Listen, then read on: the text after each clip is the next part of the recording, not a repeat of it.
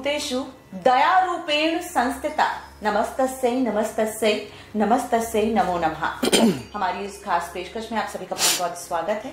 नवरात्र का है आज 5वां दिन और माँ के कौन से स्वरूप की पूजा होती है और क्या कैसे करनी चाहिए ये पूजा, ये जानने के लिए हमारे साथ स्टूडियो में पंडित जी मौजूद हैं। उनसे जानेंगे, पंडित जी आज माँ के कौन से स्वरूप की हम पूजा करते हैं और साथ ही किस तरह करनी चाहिए वो पूजा। आज नवरात्रि का 5वां दिन और पंचमम स्कंद माते थी। 5वें दिन स्कंद माता का पूजन करना चाहिए।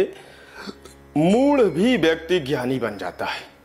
विद्या बुद्धि को देने वाली, ज्ञान की प्रदाता, विद्या बुद्धि और विवेक को बढ़ाने वाली ऐसी स्कंद माता का पूजन करें।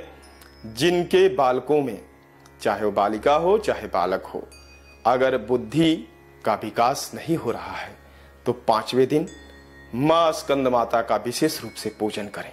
कालिदास जैसे मूढ़ को मां स्कंद माता की कृपा जब प्राप्त हुई तो रघुवंश महाकाव्य में मेघदूत की रचना स्कंद माता की कृपा से उन्होंने किया जी, संस्कृत में वो भी।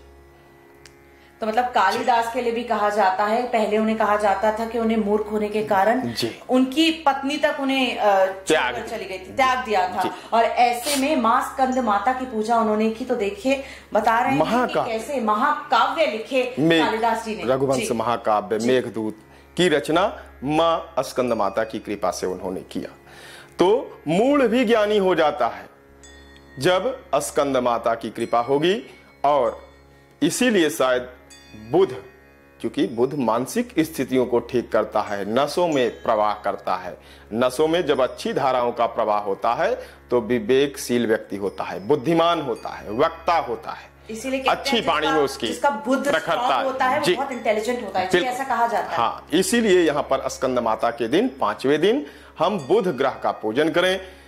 बहन, बुआ, माँ का विशेष रूप से यहाँ पे सम्मान करें।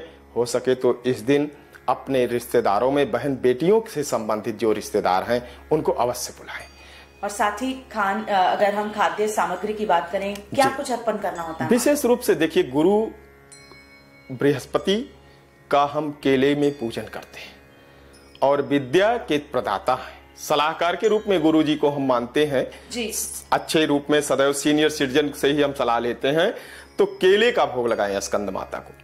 केले का जब भोग लगाएंगे तो सबसे पहले केला ब्राह्मण को दान करें। ब्राह्मण को ही प्रयास करें कि केले का दान करें और बुध के मंत्रों का जाप करें। गणेश जी की भी पूजा विशेष रूप से इस दिन हमें करनी चाहिए। तो स्कंद माता के साथ साथ माँ के ही रूपों में, माँ के ही पुत्र के रूप में गणेश जी का भी स्थान दिया गया है।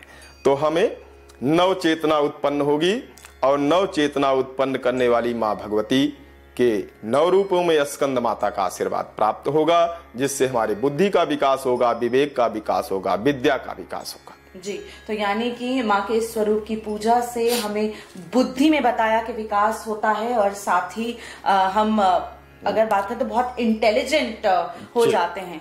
तो इसलिए माँ स्कंद माता की पूजन किस तरह करना चाहिए, उन्होंने कहा कि केले जो है वो अर्पण करने चाहिए माँ को।